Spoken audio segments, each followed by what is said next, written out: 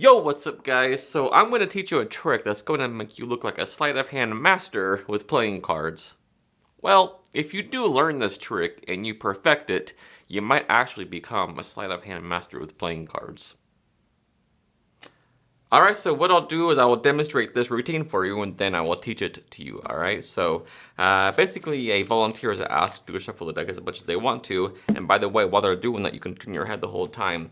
Now you ask them to put the deck on the table, and you ask them to just cut anywhere they want to and complete the cut. Next, you have them take the card they cut to and just put it aside, face down, and don't even look at it. It'll be a mystery card, alright? So next, you take the deck back, and just for maybe good measure, you give it one more really good, honest shuffle just like this, alright? So now, you explain that you're going to go through the deck, try to memorize the order of the whole deck, alright? So that's all 52 cards, well, 51 cards, just like this. This is always the boring part, so just bear with me here.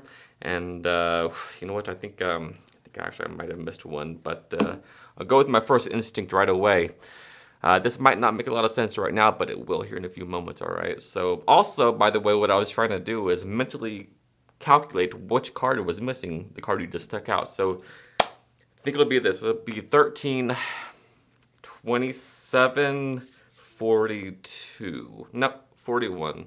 Doesn't matter. I'll get as close as I can, so check this out. If I just make some cuts, 13, 27,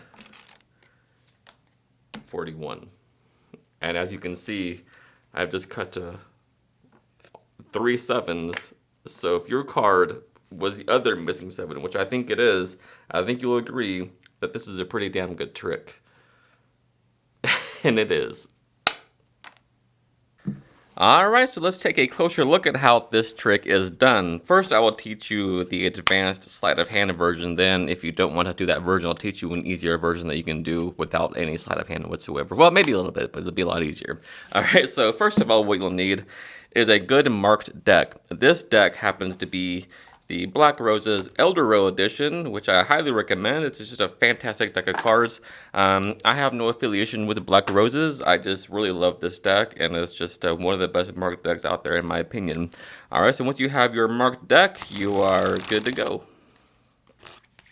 Now the great thing about this trick is that you can really have your participant shuffle as much as they want to, alright? So there's no setup at all.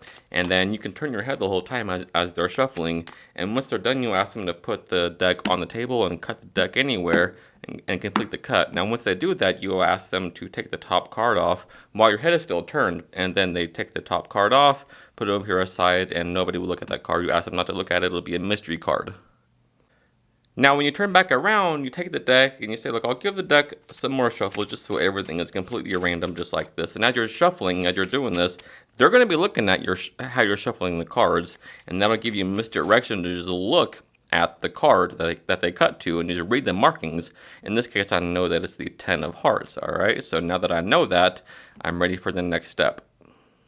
Now, I know this is going to terrify you, but the next step is simply culling the rest of the 10s, alright? So you're going to cull 3 10s to the top of the deck, and this is your motivation or just justification to do it. You say that you're going to memorize the order of the whole deck, alright? So in the guise of doing that, you're just going to simply cull the other 3 10s, and I know that culling multiple cards might sound like a hard thing to do, but it's really not. If you can cull one card, you can cull multiple cards.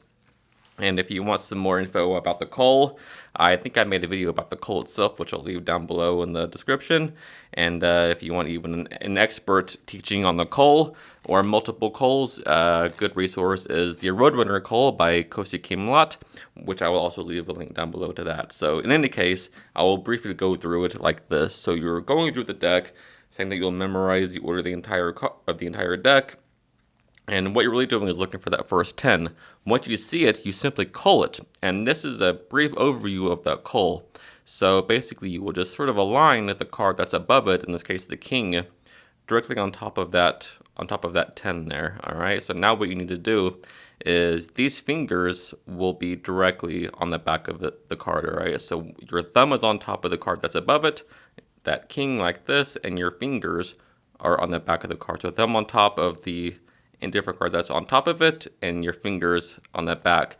So basically what you need to do is just scoot this card in just like this, and that happens because your thumb is on that king. Alright, so once you get to the card, again align the card that's above it, your thumb goes on top of that card, and your fingers from underneath scoot that card in. That's all a cull is. And when you continue to spread the cards, that just rides underneath the spread, and that is the cull. So now to cull multiple cards, it's even simpler. It's very easy to do, and this is what happens. So you're spreading through, you see your first 10, you cull it like this, and then, by the way, when you're doing this, each time you see a card and you cull it, you might want to just say something, because there might be like a little pause in there in between those culls. So you might say something like, "This is always the boring part, just bear with me, blah, blah, blah," as you're still going through spreading that just right underneath as you come to your other 10. Now, all you need to do here is, just like we put the card on top of the 10 earlier, we're going to do the same thing. So just slightly separate, and that culled card just goes on top now of that other 10. So you sort of separate, that goes on top. And all you need to do now is, you don't have to have your thumb there anymore. All you need to do is just scoot that in, and it just automatically rides underneath, and you have a multiple card cull. So do that again, look for the other 10, just like this, and just, again, you're here, you separate, that goes on top, this is exposed view, and that scoots in, and look, you have 3 cards culled, just like that. So keep spreading like that, and all your 10s now are on top of the deck. That was just a brief overview. If you want some more info and a better resource on that, like I said, I highly recommend Kosei Kimlas Roadrunner Cull. Alright, so I'll go through that one more time, and I'll show you how quick it can be with any card. Alright, so I'll give this deck a shuffle, and we'll try it with a different card. Alright, so let's say the spectator chose the 4 of spades. So now I need to cull all the 4s like this. So in my guise of spreading, I'm looking for, let's see, this is always the boring part, so just bear with me on this. Let's see, this is always, this one's kind of difficult. You really shuffled these cards a bunch, didn't you? Yeah, I think I got it just now. And I just did it. In that time it took to spread through the cards and just talk and act like I'm memorizing the deck, I managed to cull all the 4s. Now, once you have the 3 cards on top that matches their card, you can really produce it however you want to. You can do any style of production that you want to that matches your style.